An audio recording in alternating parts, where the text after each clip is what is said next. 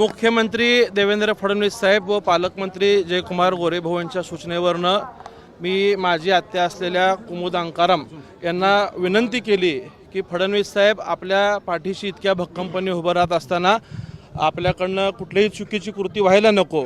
वास्तविक पाहता त्यांच्यावरनं आमच्याकडून झालेला हा अन्याय आहे की त्यांना उमेदवारी मिळवून देण्यात आम्ही कमी पडलो, परंतु पक्षाने ज्यांचे प्रवेश घेतले त्या बहुतांश सगळ्या लोकांना संधी देण्याचा प्रयत्न केला, अनेकांना संधी मिळाली। त्या ज्या प्रभाग क्रमांक 3 मध्ये इच्छुक होत्या त्या ठिकाणी प्रयत्न झाला, परंतु संधी देता आलं नाही। ती वस्तुस्थिती त्यांना समजून सांगितली। कुटुंबाच्या विनंतीला प्रेमापोटी त्यांनी मान्य करून आज विड्रॉ केलेला आहे। स्वतः फडणवीस साहेबांनी आणि पालकमंत्री गोरेभाऊंनी शब्द दिलेला आहे की जो त्यांच्यावरती अन्याय झाला आहे तो येणाऱ्या काळात पक्ष निश्चितच भरून काढेल आणि ती आम्हा सगळ्यांची जबाबदारी असेल। आम्ही सुद्धा त्यांना विनंती केल्यामुळं विनंतीला मान देऊन त्यांनी आज या ठिकाणी येऊन विड्रॉ केलेला आहे आणि भारतीय जनता पार्टीसोबत सक्रिय सहभाग प्रचारात त्यांचा राहील। भारतीय जनता पार्टीचे उमेदवार निवडून आणण्यामध्ये त्यांचा सिंहाचा वाटेल हा विश्वास मी कुटुंबाच्या वतीने आपल्याला देतोय।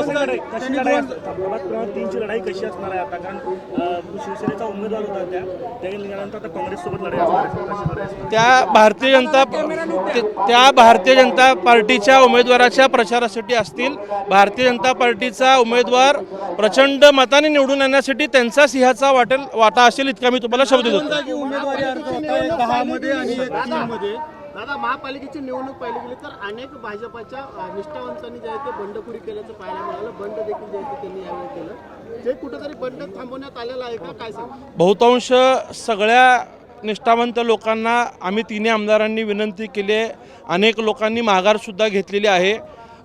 वेळेच्या गडबडीत जरी काही निष्ठावंत किंवा जुन्या सहकारांचे फॉर्म राहिले असतील तर त्या काळात सुद्धा आम्ही त्यांना भेटून विनंती करून त्यांनाही सोबत घेण्याचा आम्ही प्रयत्न करणार आहोत। घडलेल्या होत्या त्यांचं म्हणणं आहे की आम्ही विरोधी एक पॅनल तयार करतोय भाजपच्या विरोधामध्ये। प्रभाग क्रमांक 5चं काय नेमकं ते तुमच्यासोबत ते भाजपमध्ये प्रवेश केले होते आणि त्यांना तिकीट मिळाले, समोरच्यांना मिळालं असं त्यांचा आरोप आहे की तुम्ही 5:30 वाजता एबी फॉर्मचं नाव विचारलं। कोणाचं?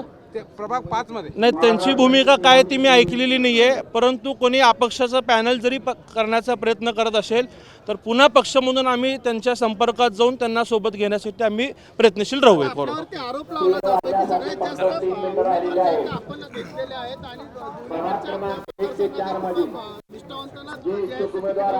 माझ्यासह अनेकांचे तिकीट कट झालेले आहेत। माझ्या मतदारसंघात सुद्धा जी काही नावं मी दिलेली होती, जी पक्षाला वाटली बदल करावीशी ती पक्षाने बदल केली।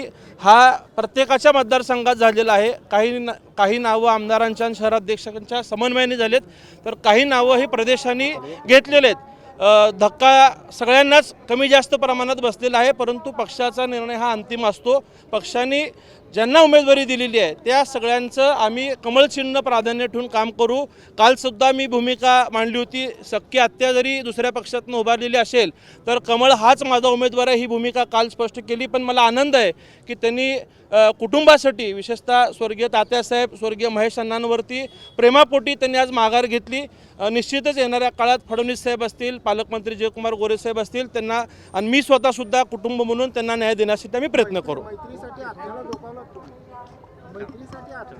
कोणालाही दुखवलं नाही, त्यांना प्रेम आहे म्हणून सोबत आले करून।